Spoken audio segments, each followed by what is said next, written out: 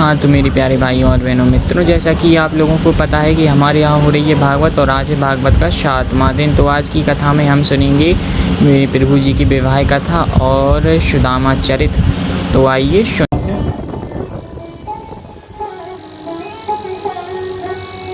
कन्हैया सियाने हैं और बलराम जी सियाने हैं।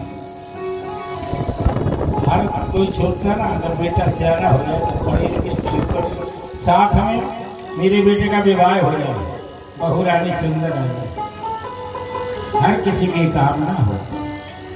अब इधर बसदेव जी सोच रहे हैं, नंद बाबा सोच रहे हैं, चौबे जी अब सब भले ही सोच रहे हैं भाई जिसके कोई कुल खानदान का कोई पता ना हो तो विवाह कैसे हो।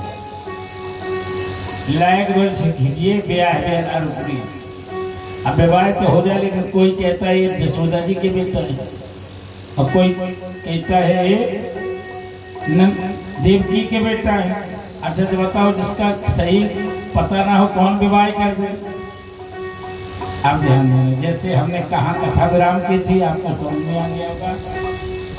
एक महाराज भीष्मक हैं जिसको वर्तमान में विदर्भ देश जिनको कहते हैं, वर्तमान में हम आप कौन नगर कहते हैं, मिनी बॉम्बे,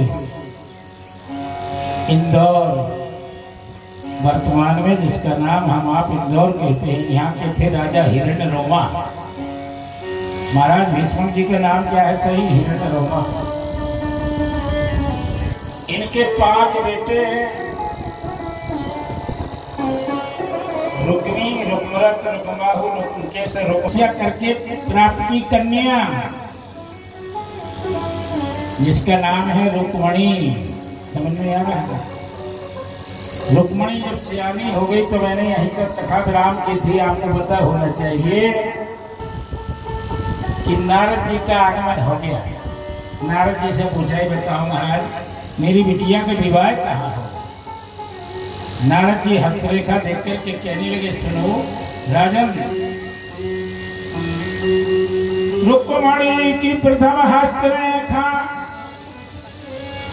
मुनिवर बोलती निहारी है, करके उचारी है।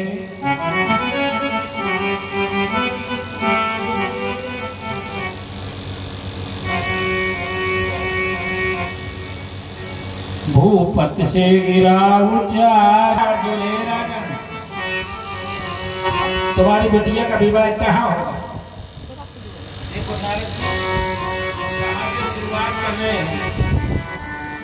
कि भूमि की पुकार सुने भूमि भारी हरे देखो, भूमि की पुकार सुने भूमि हरे देखो, सुने भूमि भारी हरे देखो, भूमि की पुकार सुने भूमि भारी हरे देखो, भूमि की पुकार सुने भूमि भारी हरे देखो। अपन के काज जान कर जाने जाओ, अपन के काज जान कर जाने जाओ उतना तुम्हारो है संहारो है सकता सुनी, उतना तुम्हारो है संहारो है सकता सुनी, पक्का संसार तेरा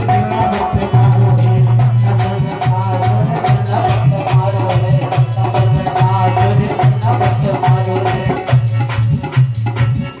नाथ लियो कार्या,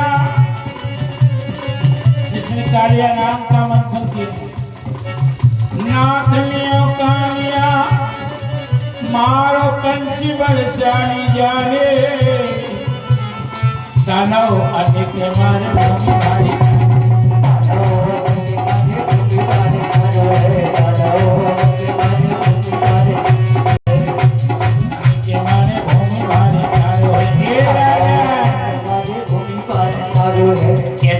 चंदा ने जगवंदन महाबली भारी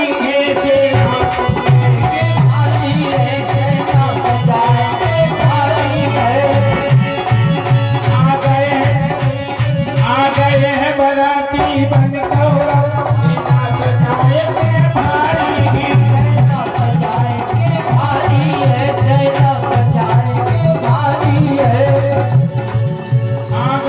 पत्र को पा करके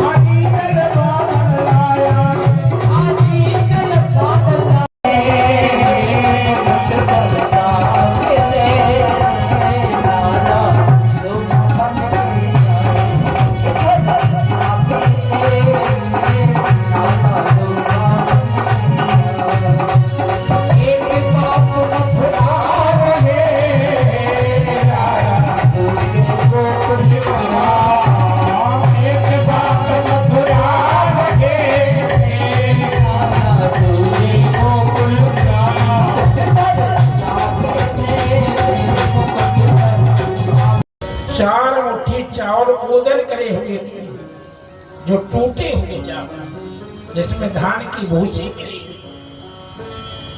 बेचारी उनको ही याद अपने प्राणनाथ के कर कमलों में समर्पित कर देते। एक फटे चिथड़े वस्त्र में पोटली बांध देती है, उसी में एक पत्र लिख दिया जाता है,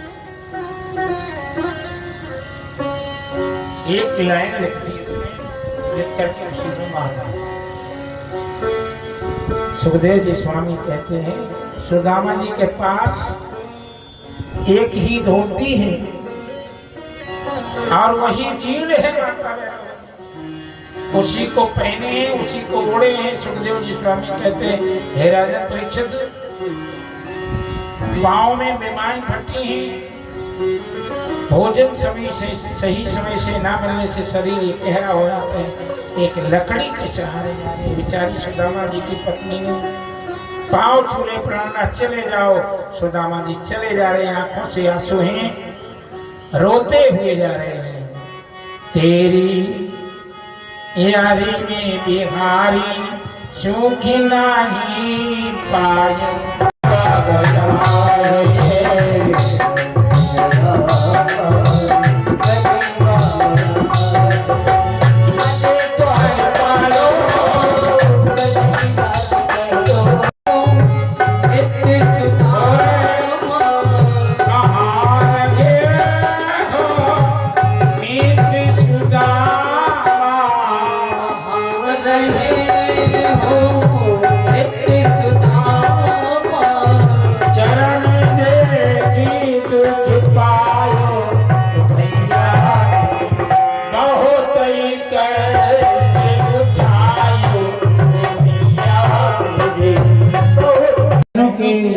अपने माता पिता के, अपने गुरुजनों के, द्विवेदी जी के परिवार के, माता पिता के, इनके समस्त बाल गोपालों के, नाते पोताओं के, अपने अपने माता पिता के, गुरुजनों के, हर हरा